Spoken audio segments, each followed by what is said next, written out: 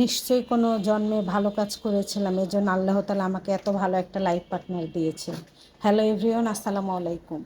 তো আপনাদের ভাইয়া হচ্ছে আজকে বৃষ্টিতে ভিজে, দিন যাবৎ বৃষ্টি, এই বৃষ্টিতে ভিজে সারাদিন ভিজে কাজ করছে, তারপর আবার ভিজে মাছ নিয়ে আসছে কতগুলা। হাত পা একদম সাদা হয়ে গেছে। আসলে কোনো দিকে না, কোনো আপুরা এত কষ্টে আছে হাজব্যান্ডের কাছে। আবার আলহামদুলিল্লাহ আমার হাজব্যান্ডের হয়তো বা বড় বড় গাড়ি নাই, বড় বড় বাড়ি নাই, লাখ লাখ টাকা নাই, কিন্তু ওর একটা অনেক সুন্দর একটা মন আছে।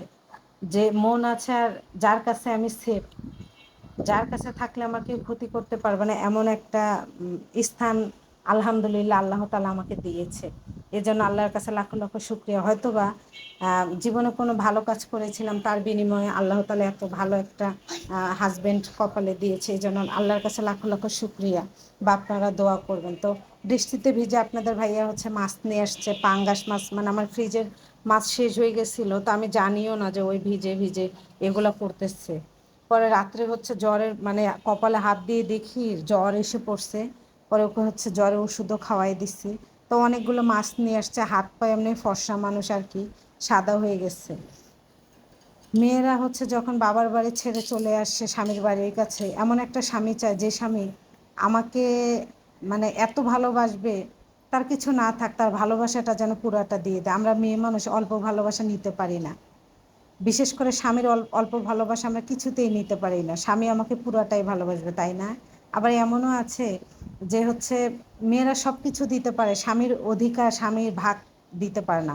আর আমার পক্ষে তো মানে ইম্পসিবল যাকে বলে। তো যাই হোক, এগুলো আমি ভাবতেও পারি না। আমি মাঝে মাঝে কি হয় জানেন, একটা মজার হিস্ট্রি আপনাদের সঙ্গে শেয়ার করি।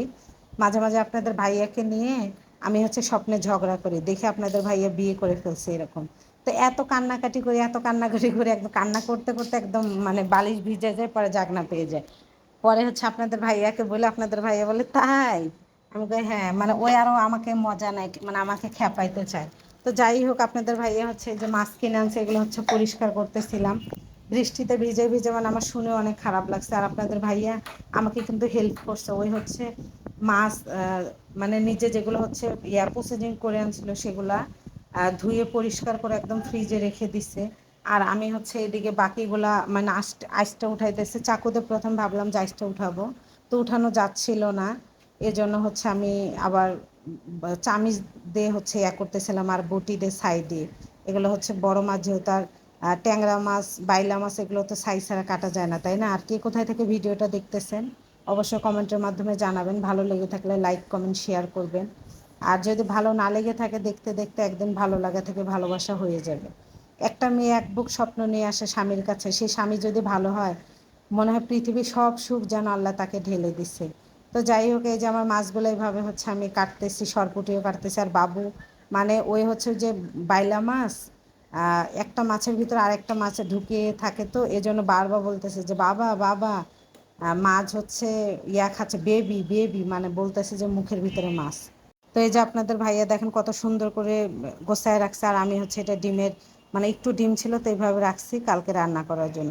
তো যাই হোক, সবাই ভালো থাকবেন, সুস্থ থাকবেন, দেখা হচ্ছে নেক্সট ভিডিওতে। আল্লাহ হাফেজ।